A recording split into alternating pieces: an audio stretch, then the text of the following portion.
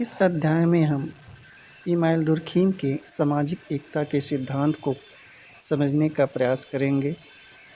Email Durkheim से पहले अनेक विचारकों ने सामाजिक एकता की अवधारणा को स्पष्ट करने का प्रयास किया है, लेकिन इमाइल दुर्खीम ने इसमें अपने अध्ययन में अधिक तार्किक और व्यवहारिक ढंग से सामाजिक एकता को समझाने का प्रयास किया है। इन्होंने अपनी पुस्तक the division of labour in society में इस एकता का जिक्र किया है।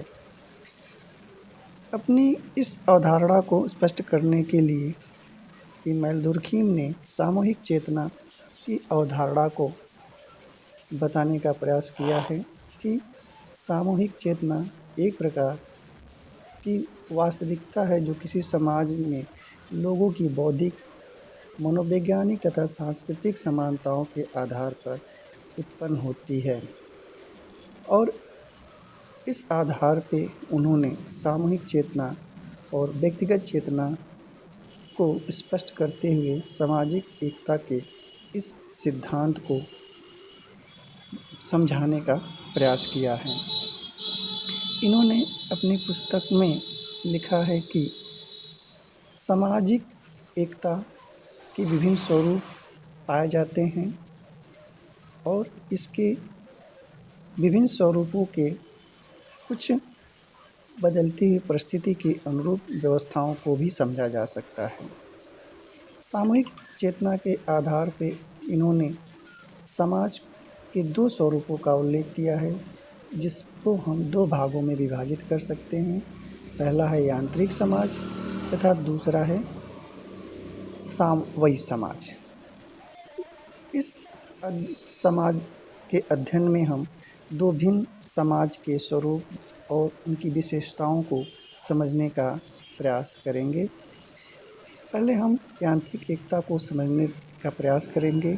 इमाइल दुर्खीम के अनुसार यांत्रिक एकता एक समानता की एकता है, अर्थात वह एकता है जिसमें समाज के सभी सदस्य एक दूसरे के समरूप दिखाई देते हैं, अर्थात इनमें काफ़ी समानताएं दिखाई देती हैं। जैसे आदिम समाज में समरूपता के लक्षण विद्यमान पाए जाते हैं। इस प्रकार इमाइल दुर्खीम ने आदिम समाज को यांत्रिक समाज के रूप में स्पष्ट करने का प्रयास किया, जिसमें काफ़ी सरलता और समानता के तत्व पाए जाते हैं। दूसरे समाज को उन्होंने सामयिक समाज, जो आधुनिक समाज के रूप में परिभाषित किया है या देखने का प्रयास किया है। यह समाज आज के आधुनिक समाज के रूप में है, जिसमें काफ़ी जटिलता पाई जाती है।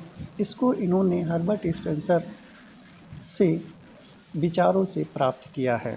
हर्बर्ट स्पेंसर ने साम्य के सिद्धांत में बताया है कि समाज एक साम्य है, अर्थात एक ऑर्गेन किस तरह काम करता है। जिस प्रकार ऑर्गेन्स में विभिन्न प्रकार के पार्ट होते हैं, सभी पार्ट एक दूसरे पे निर्भर और एक दूसरे के सहयोगी होते हैं, उसी प्रकार जटिल समाज में काफ़ी श्रम विभाजन और विशेषीकरण के पश्चात भी लोगों के बीच इंटरडिपेंडेंसी, आत्मनिर्भरता पाई जाती है। साथ ही साथ इस समाज में, जिसको हम आधुनिक समाज या औद्योगिक समाज कहते हैं, काफ़ी विभिन्नता देखने को मिलता है। इस अध्याय में हमने समझने का प्रयास किया कि किस प्रकार यांत्रिक एकता और सामयिक एकता दो भिन्न भिन्न समाजों के आधार पे हम समझ सकते हैं, लेकिन हम यहाँ पे कुछ इनमें पाए जाने वाले अंतरों को भी समझने का प्रयास करेंगे। जैसे यांत्रिक एकता आदिम समाजों की विशेषता है, उसी प्रकार सामयिक एकता आधुनिक समाजों की विशेषता है। यांत्रिक एकता में मानसिक तथा नैतिक समरूपता पाई जाती है, वहीं सामयिक एकता में मानसिक तथा नैतिक आधार पर विषमताएं पाई जाती हैं।